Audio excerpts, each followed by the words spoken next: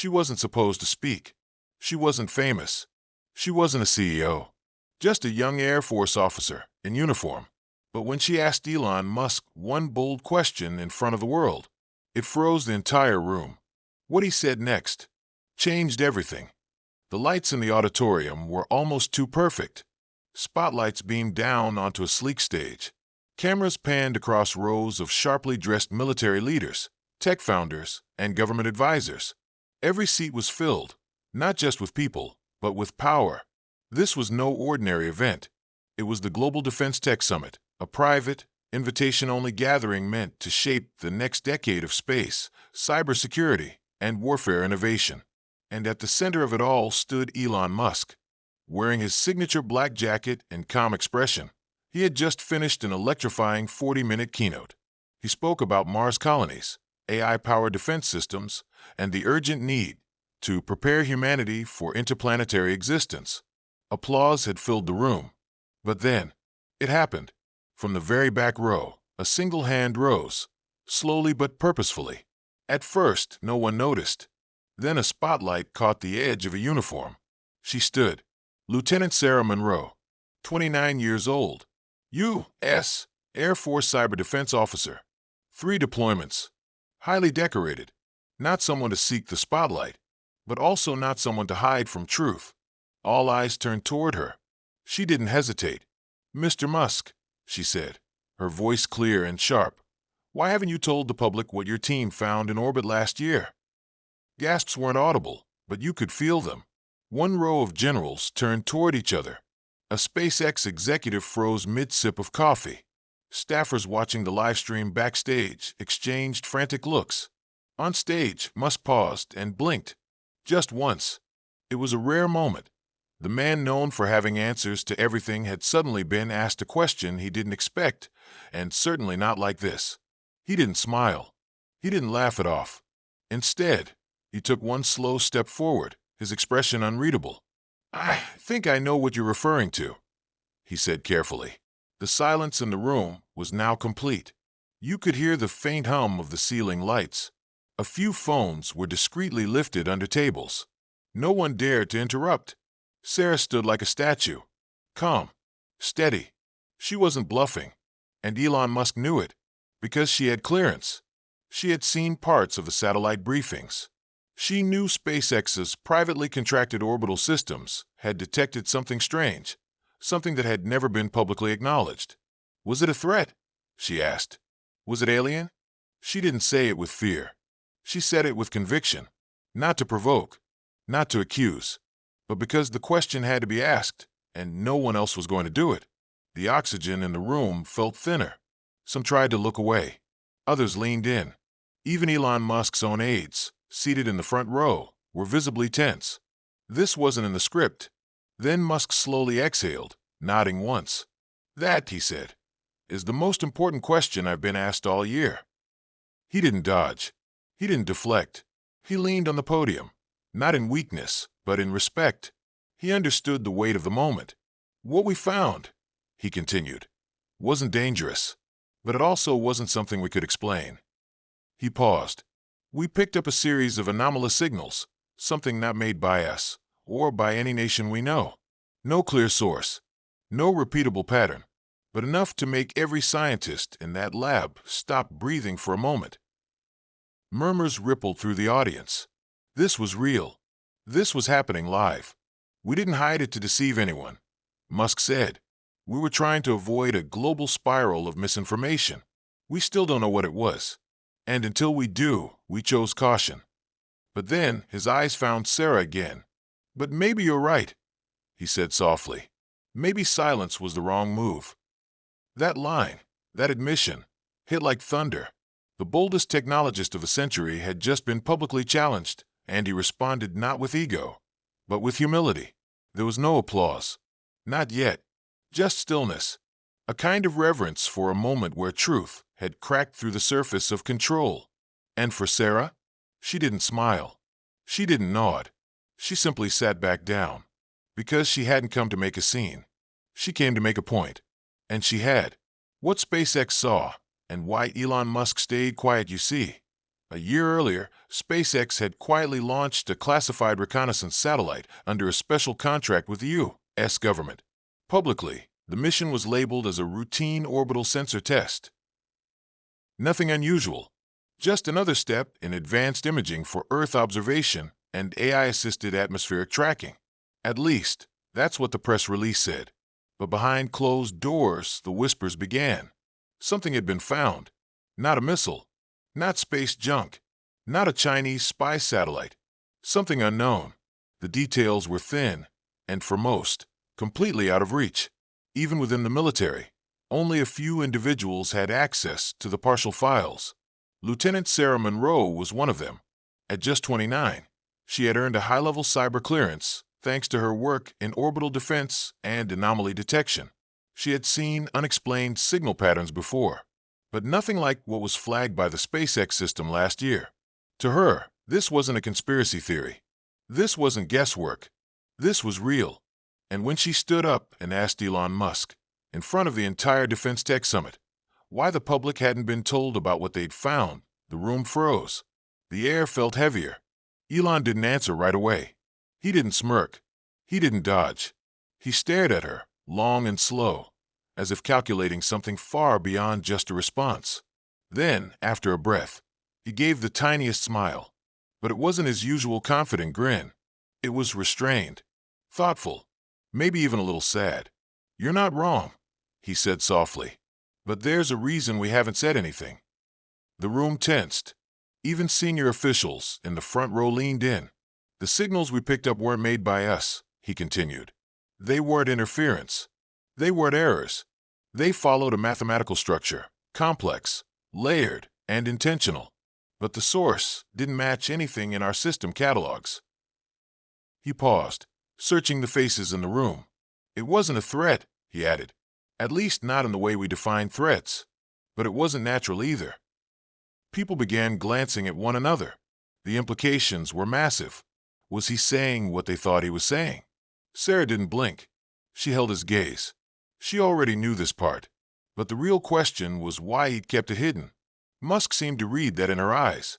"We chose silence," he admitted, "because we didn't understand what we were seeing.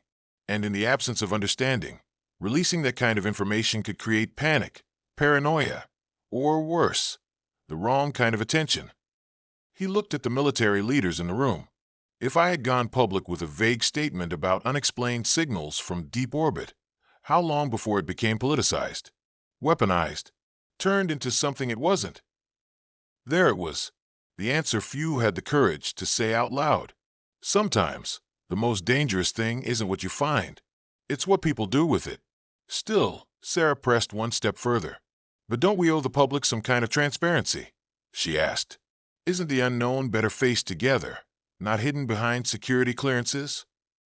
Musk nodded slowly. "I agree," he said. "But the line between responsible disclosure and reckless release is razor thin. And if we cross it without facts, we risk making the truth untrustworthy." Silence followed again, not out of fear, but out of respect. Because for once, a high-stakes conversation wasn't being buried. It was being spoken aloud. Sarah sat down. But something had shifted. For Elon Musk, this wasn't just a challenge. It was a reminder that some people, like Sarah, didn't show up to play politics or win favors. They showed up to speak for those who couldn't. And in that moment, a spark was lit. Not of conflict, but of cooperation. Because what came next wouldn't stay in orbit. It would come home. What Elon Musk finally admitted on stage. Because of one bold question, Musk stepped away from the podium. The air in the room shifted. The confident energy he usually carried, the kind that had powered rockets and revolutions in technology, was suddenly different. Quieter. Heavier. The audience held its breath. "What we found," he said slowly, "wasn't dangerous, but it was unexplainable." People leaned forward, phones recording, eyes locked. He wasn't dodging the question anymore. He was answering it. Elon Musk began to speak, not as a CEO, not as an engineer, but as a man trying to find the right words for something even he didn't fully understand. He described it simply: a classified satellite, launched under a military contract. Its job: sensor calibration in high orbit, Standard mission. Routine systems. But one day, the satellite picked up faint pulses, soft, rhythmic, and structured. Not random noise. Not solar interference. And definitely not a human-made transmission. It didn't match anything in our satellite databases, Musk explained. No country. No signature. No known signal format. Just patterns. At first, they thought it was a glitch. A software bug. So SpaceX engineers rechecked the data. Cross-referenced with independent sensors. Same result. We ran every test, he continued. Brought in government experts. Third-party analysts. Even astrophysicists from top universities. And to be honest, we still don't know what it was. The room was silent. For a moment, even the buzz of background chatter stopped. It felt like everyone had been yanked into the gravity of a truth much bigger than themselves. Why had no one said anything? Why was this buried? Until Lieutenant Sarah Monroe asked the impossible. That's when Elon turned to her. His eyes locked onto hers. His voice calm, but stripped of its usual polish. Why hide it? He repeated her implied question. Because panic spreads faster than facts. And more dangerously. He took a beat, looking around the room. Not at the generals, not at the advisors, but at the young officers, the engineers, the people watching from the shadows of power. But there's something else, he said. We didn't want to give people false hope. False hope? That word landed harder than anything else. Because in a world overwhelmed by climate warnings, wars, and digital noise, hope was rare and powerful. Musk wasn't just protecting secrets. He was protecting dreams. The idea that maybe we weren't alone. That maybe something out there was trying to reach us.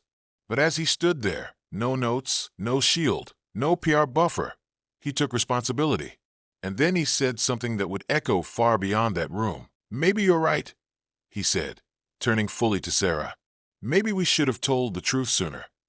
Gasps swept through the audience. This wasn't about space anymore. This was about trust, about transparency, about the kind of world we want to build, not just with rockets and code, but with honesty. Sarah sat still, but her heart raced. She hadn't stood up to grandstand or accuse. She had spoken because she believed people deserved the truth, and because she believed leaders should answer to more than just shareholders and security protocols. And now Elon Musk, a man known for moving markets with a single tweet, had just admitted something most governments wouldn't dare say out loud, that not everything could be controlled, that sometimes the unknown had to be faced, not hidden. After the panel ended, reporters surged. The story had already gone viral. Hashtags spread like wildfire. The clip of Musk's admission was being replayed on screens across the world. But what no one captured was what came next. In a private corridor, Musk quietly approached Sarah. No cameras. No audience. Thank you, he said. Most people would have stayed quiet. She nodded, still processing everything. You reminded me, he added.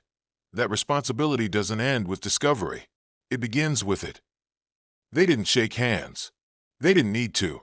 Because that day, one bold woman asked a question that shifted the conversation from secrecy to accountability. And the ripples had just begun. Weeks later, Jenna wasn't in a uniformed convoy or a dusty base. She was 35,000 feet in the air, flying toward California. Not for combat, but for conversation. Not a mission, but a meeting. But make no mistake, it was still a mission. Just a different kind of battlefield. Her destination? SpaceX headquarters. Her purpose? Change.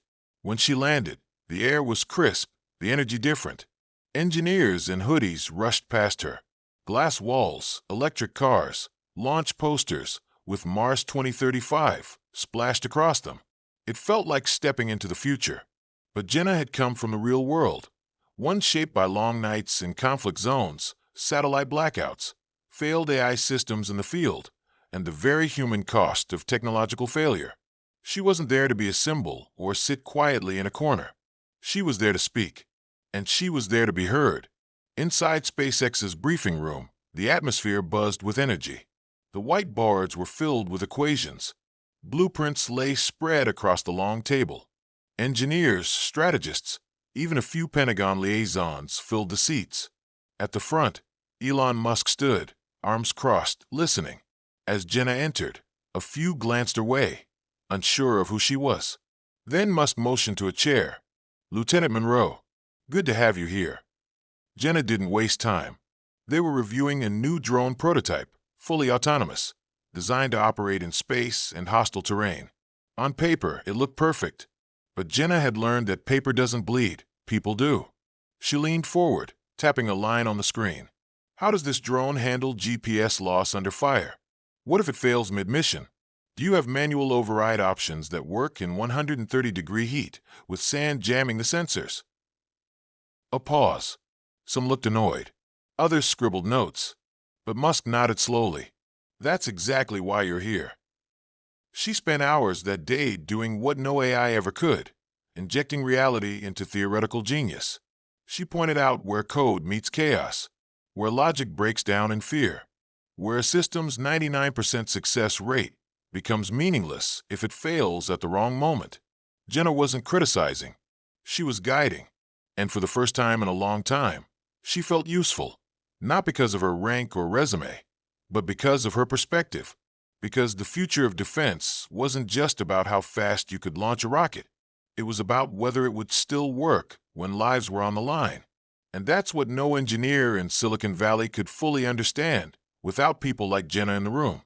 Because no algorithm can calculate a mother's last message before a blackout. No AI can replicate the sound of boots hitting dirt in enemy territory. And no software update can replace the gut instinct of someone who's walked into danger and come out the other side. At the end of the session, Musk pulled her aside. "You're not just an officer," he said. "You're a translator between the world we want to build and the world we live in." Those words stayed with her. Jenna's role grew. She became a regular voice in SpaceX's Military Tech Advisory Board. She briefed AI developers on battlefield failures. She worked with cybersecurity teams to explain how latency could cost lives. She reminded them that progress meant nothing if it forgot the people it was supposed to serve. No, she wasn't coding the future.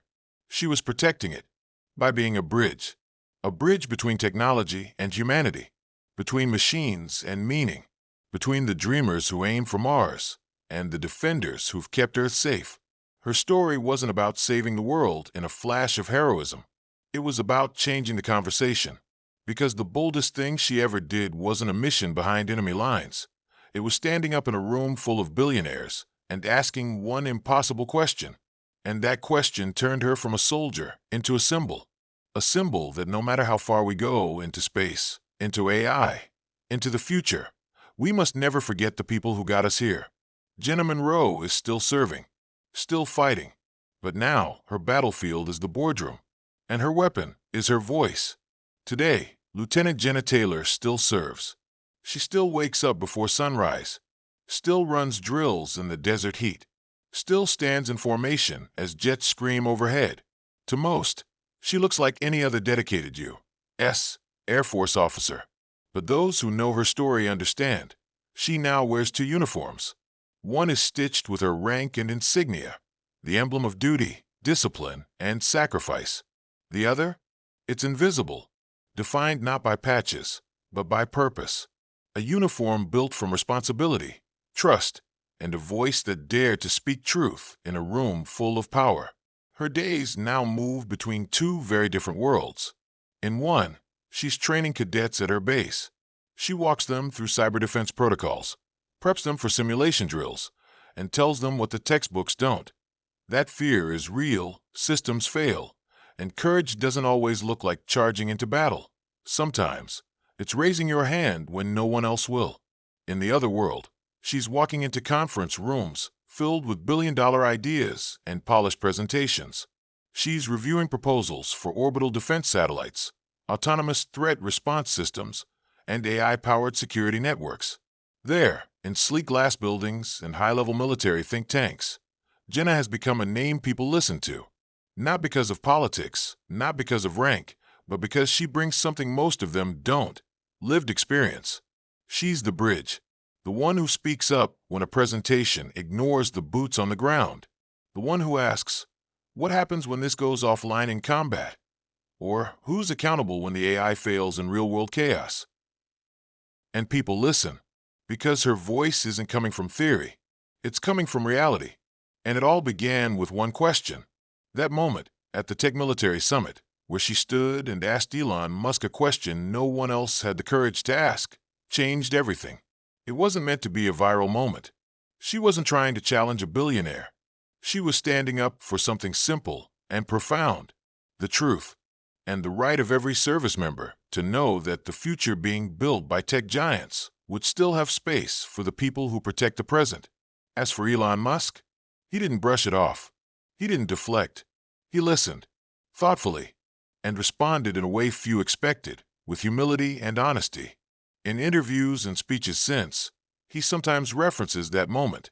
That day, a young Air Force officer asked me a question no one else had the courage to ask, he said in a recent address. And it made me rethink how we're building our future. Because if we leave people like her out of the room, we're building it wrong. That quote, once buried in a live stream, is now framed in Jenna's office. Not out of vanity, but as a reminder that a single voice, when grounded in truth, can echo louder than any applause. Jenna doesn't seek fame. She doesn't do interviews. She turns down most media requests. What she does is show up for her unit, for her country, and now for the future. And the cadets she mentors, they don't just see her as a tech advisor or officer. They see her as proof. Proof that even in a world driven by AI, rockets, and billion-dollar tech, human courage still matters. Proof that a bold question can change a room, and maybe even change a course of history.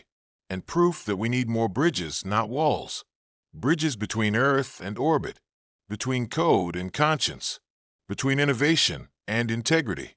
If this story moved you, if you believe one voice can shift the future, hit that like button, subscribe, and share this video with someone who needs to remember what courage really looks like. Because one question, one voice, can change everything. And maybe that voice is yours.